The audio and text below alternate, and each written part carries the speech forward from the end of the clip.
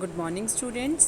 आज की आपकी वर्कशीट है वर्कशीट नंबर 9 फॉर 16 अगस्त। ठीक है, क्लास 7। सबसे पहले बच्चे आप अपना नाम लिखेंगे और अपनी क्लास टीचर का नाम लिखेंगे। आज आपकी वर्कशीट है 3 क्वेश्चंस जो कि आपकी बुक है हनी कॉम। ठीक है, उसका सेकंड चैप्टर है बेटा ये। ठीक है, तो आपको यहाँ पर सबसे पहले चैप्टर्स नेम लिखना है। तो चैप्टर का नेम ही आपका हनी 3 क्वेश्चंस है।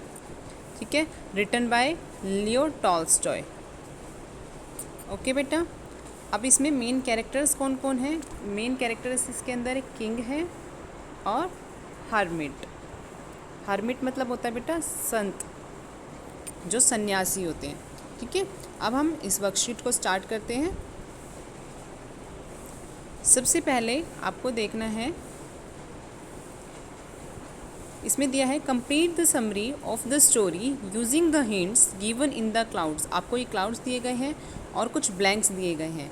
इन ब्लैंक्स को आपको फिल करना है इन हिंट्स की हेल्प से। ठीक है, तो हम रीड करते हैं पैराग्राफ को और उसके बाद में ये ब्लैंक्स फिल करते हैं। Once there was a king who believed that he would not fail if he knew what was the right time for every action. ये फर्स्ट आएगा। ठीक है, फर्स्ट ऑप्शन में ये आएगा।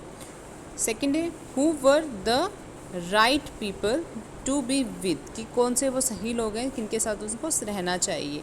And what was the most important thing to do.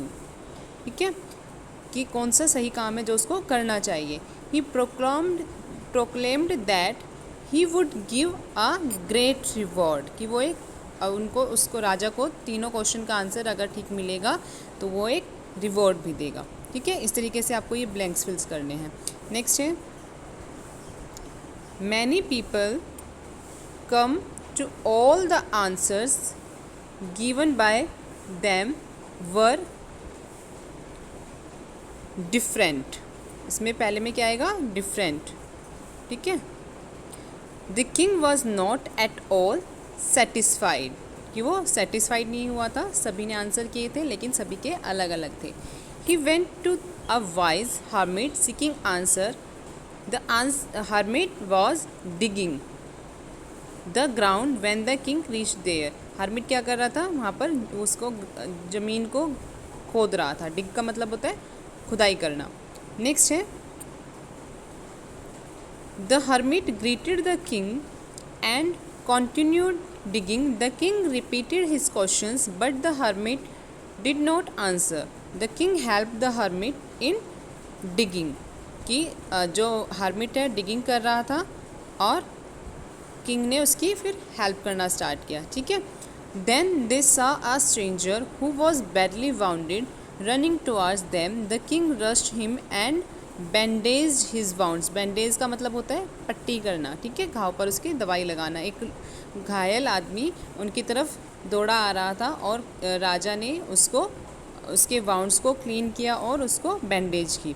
Next है later the man told that he was the king's enemy and wanted to kill him. उसके बाद उस आदमी ने बताया कि वो राजा का एनिमी है, दुश्मन है और उसको मारना चाहता था। As the king saved his life he wanted to become his servant. और जैसे कि राजा ने उसकी लाइफ बचाई है तो वो अब उसका सर्वेंट बन गया है। ठीक है, नेक्स्ट है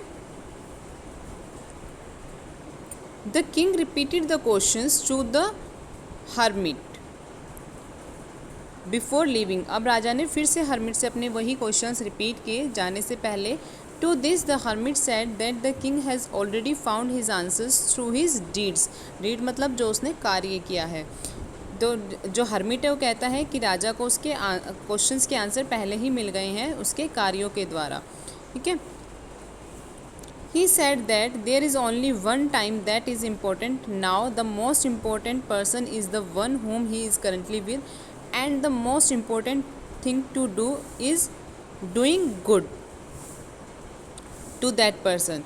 तो हर्मिट क्या कहता है कि सबसे सही टाइम वही है जो कि अब है। ठीक है, और सबसे इम्पोर्टेंट पर्सन वो है जिसके साथ अभी आप प्रेजेंट में खड़े हो, और सबसे इम्पोर्टेंट काम वही है जो उसने किया है कि सभी इंसान के साथ में अच्छा व्यवहार करना।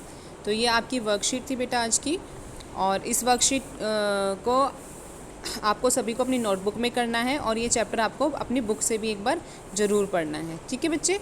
Okay, thank you.